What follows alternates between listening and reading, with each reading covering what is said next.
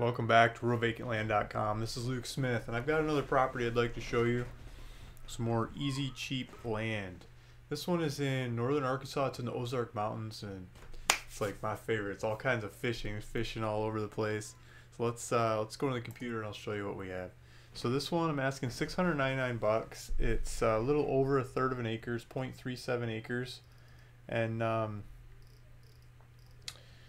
so buy it now. You can click on that if you want to go for it. Let's make sure it's working. Yeah, $699. You put your title information, tax information, contact information, so I can call you and say thanks for buying the property. Hit next, put your credit card in there, and the thing's yours. You can start using it the same day. I got GPS coordinates, so if you want to take a tour of this property, just click on that in your phone.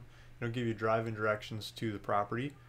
If you trying to figure out the taxes here, yeah, like $9 a year in taxes. I'll make sure all the taxes are paid up. I'm going to transfer this thing over to you, and it's just deed. I just deed it from me to you. Simple as that. No other fees. Let's take a look at the GPS coordinates on this one. See where it takes us. Pulling up the map.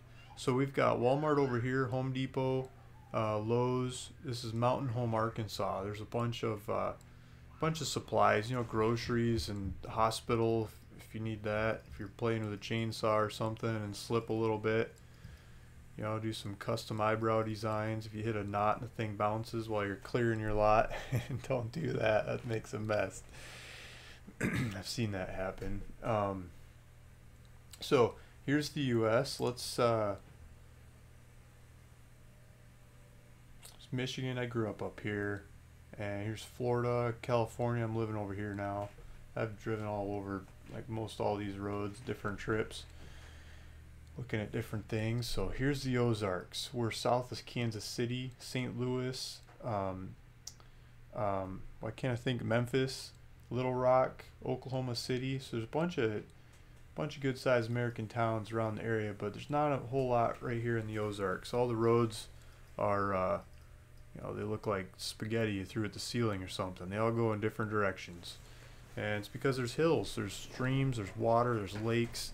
This land has character. It's not flat, wide open corn land or something. It's got trees all over the place, and it's not really being farmed because of the topography. None of it's really flat. It's all a little bit of a hill going one way or the other, and that's what gives it character. So this is a lake. You can see all the ins and outs. That's where the topography changed. And back in the Depression days, I think it was, they dammed this thing up and they made a big power plant, lower the cost of electricity in the area, create a bunch of jobs, change the scenery, and the lake's there, and the fish have been growing ever since. So you can go fishing there, and all these streams are beautiful trout fishing as well. Let's go back to this map. You can see here there's this is a Norfolk River, but if you follow that upstream going this way, you get to the White River, and the White River goes up to Bull Shoals Lake, and then Buffalo City somewhere here. Yeah, Buffalo River comes in and merges into the White River, that eventually merges into the Norfolk, and eventually makes its way out to the Mississippi. But this Buffalo River really does some zigzaggy stuff. I mean, it looks like it's in the Swiss Alps or something, and it goes up and up and collecting water as it goes. But this was the first river in the U.S. to become protected by the federal government. They national river, and they gave them money and made a park out of it because it's so beautiful. This is the kind of river you want to go catch fish in, because it's not just about catching the fish. It's about clearing your head, spending some time outside with no one around to tell you what to do and bug you or anything. You just go, you in the water. So that's the Buffalo River, and the property is just right over here. So you're in between these lakes and these rivers, and I should pull up some pictures of these rivers, but let's look at the property first. It's on a little street. This neighborhood's supposed to have water. The whole neighborhood's supposed to have water, water lines to the properties. I'm not 100% sure that's true, totally correct, but they're supposed to have water. I know they have community water as well, but there's supposed to be water lines to all these roads. If you build on one of these, the community is supposed to start improving that road too. So they start directing money towards your road if you're the only one on the road.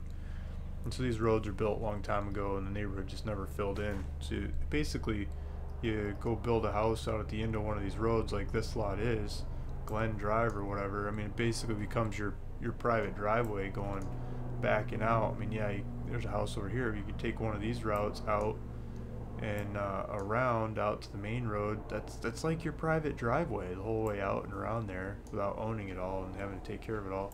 Around the corner here is a Briarcliff city office. There's a pool you can use. I think there's like ping pong and some community events and stuff. Like that's where you go meet the other people in the neighborhood.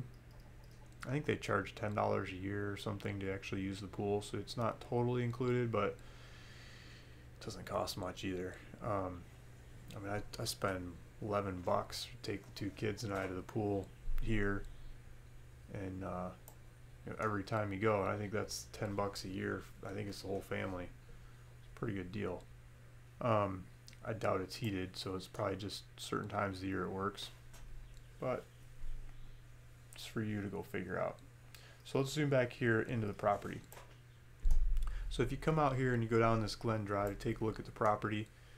It's all trees. You can't tell from the satellite pictures what's going on there. You just gotta go look back in the trees, make sure it's not a swamp hole or something. And who knows, you might find some deer, some rabbits, some turkey, some squirrel. Not sure what you'll find back in there. I think there's even wild boar in this part of the country. So you could hide your cabin back in the woods. Doesn't look like there's anybody around to bother you. I'd let my dog run free. I don't know if you're comfortable with that, but no fence for me. That kind of land. So here is some other software with some property lines. I can't go 3D in this one. I should call them up and get the settings changed so I can, but can't do it yet. Here's the pool, and this is the property. So it's a longer one that comes off of the end of this cul-de-sac. So you got the cul-de-sac roundness here. You build a house here back in the woods. You're the last one on the road. No one's going to drive by. If anyone drives down this road, they're going the wrong way, and they're just going to turn around and leave. So, I mean, you could probably put some no trespassing signs out here somewhere so nobody even comes down that way.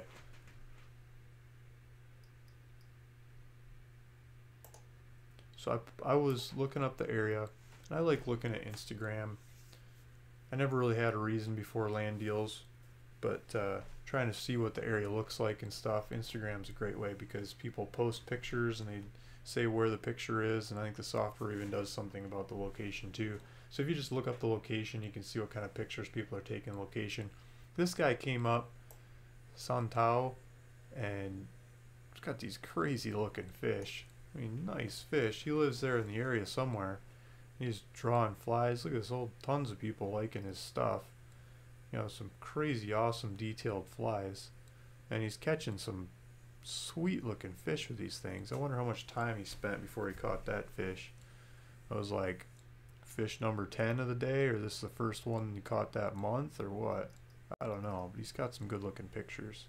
These flies look like they ought to be in a magazine, or look at this, he's got his signature on the bottom. You know, it's a work of art kind of fly. And look at this thing, just nice colored gill plate on that. I think it's a cutthroat. I don't even think it's a brown. I think that's a cutthroat. You guys can put it in the comments of this video if you know what kind of fish that is. I'd like to know. It might be a brown trout.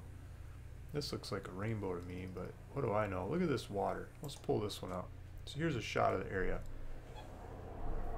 Norfolk, Arkansas. Norfolk River, right? This is just down the street from the property. So this is probably the river that comes out of the lake that goes to the White River. And look at that. There's some nice holes to start casting into.